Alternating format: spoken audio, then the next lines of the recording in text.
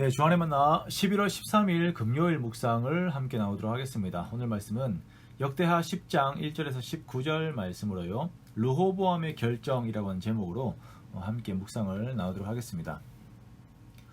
오늘부터 역대기는 이스라엘의 분열왕국에 대한 이야기가 등장을 합니다. 솔로몬이 죽고 이제 그의 아들 르호보암이 왕이 됩니다. 새롭게 왕이 등장하자 솔로몬의 아래에서는 차마 자기의 의견을 내지 못했던 그 지역 사람들이 일어나서 이제 의견들을 내기 시작합니다. 당시 솔로몬의 건축과 확장 정책으로 인해서 이제 고역들이 있다 보니까 그것들에 대한 호소를 하기 시작하는데요.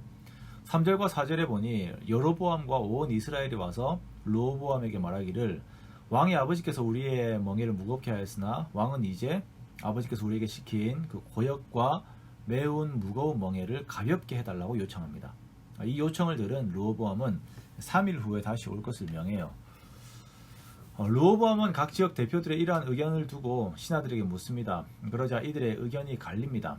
나이가 많은 신하들은 이들을 후대하고 선한 말을 하여서 기쁘게 하면 왕을 따를 것이다 라고 이렇게 말해요. 그러나 르호보암과 함께 자란 나이가 어린 신하들은 이들에게 강압 정책을 펼칠 것을 말합니다. 그리고 르호보암의 선택은 젊은 신하들의 의견을 수용하죠. 자, 그리고 다시 찾아온 자들에게 이르기를 내 아버지는 너희의 멍에를 무겁게 이렇게 하였는데 나는 더 무겁게 할 것이다. 내 아버지는 가죽 채찍으로 너희를 치셨으나 나는 정갈 채찍으로 치리라 라고 이렇게 말해요. 어마어마한 말을 해버리죠. 이에 온 이스라엘 사람들이 크게 반발하고 나라가 갈라지는 일들이 생기게 됩니다. 자, 그러면 여기에서 르호보암이 어떻게 했어야 했느냐라고 우리가 물을 수 있겠죠. 자, 이것을 이해하기 위해서, 이 상황을 이해하기 위해서는 먼저 솔로몬의 정책을 이해할 필요가 있습니다. 사사시대부터 해서 이스라엘의 지역 갈등은 상당했거든요. 그 갈등은 유다지파와 비유다지파의 갈등이 있었습니다. 비유다지파의 갈등의 중심에는 에브라임 지파가 있었어요. 그 힘을 가지고 있었거든요. 그래서 다윗은 어떻게 해서든지 유다와 비유다의 차별을 없애고 하나가 되도록 노력을 많이 기울였습니다. 자, 그러나 압살롬의 반란, 그 세바의 반란 같은 것들이 지역 갈등이라는 것을 이용을 해서 일어나기도 했어요. 자, 그런데 솔로몬은 철저하게 유다 중심의 국가 운영을 합니다. 그래서 북쪽에 있는 이스라엘 사람들은 그 마음에 서운함이 있는 것이에요. 세금이라든지 부역의 차별이 생기다 보니까 이러한 원망은 당연한 것이었습니다. 그래서 솔로몬이 죽고 난 이후에 이러한 세금과 부역 등에 대한 부분을 경감시켜줄 것을 요구를 하는 거예요. 이들의 이러한 요구가 어느 정도는 정당한 요구라고 볼 수 있는 것이죠. 자, 그러면 이에 대해서 앞에서의 질문, 르호보암은 어떻게 했어야 하는가? 그의 실수는 무엇인가? 나이 든 원로들의 말을 듣지 않고 젊은 자들의 말을 들은 것이 그의 실수인가? 우리가 생각을 해볼 수가 있습니다.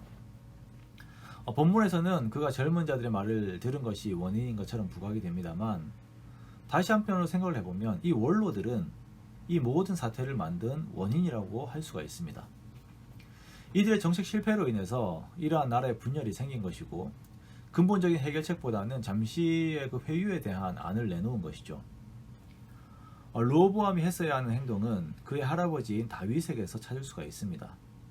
다윗은 이러한 상황이 닥쳤을 때에 방백을 의지하지 않고 하나님을 의지하여 그 앞에 엎드려서 기도했습니다.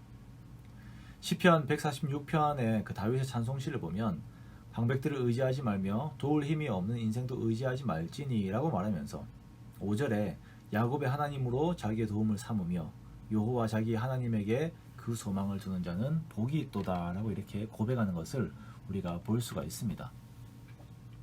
그런데 르호보암은 하나님을 의지하지 않았고 하나님 앞에 엎드리지 않았습니다. 하나님께 묻지 않았던 이러한 정책의 과정은 이미 그의 아버지 솔로몬에게서부터 시작이 되고 있었던 것이고요. 이것은 결국 나라의 분열이라고 하는 필연적인 결과를 가지고 온 것입니다. 저도 이 신방을 하면서 참으로 감사한 것은 우리의 인생살이 중에서 굴곡이 올 때 그때도 역시 하나님께 엎드려 기도하면서 하나님의 뜻을 구하는 분들이 많이 계시다는 것이에요.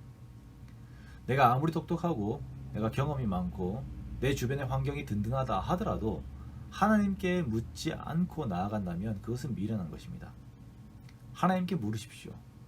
사소한 것이라도 하나님께 나아가 기도하십시오.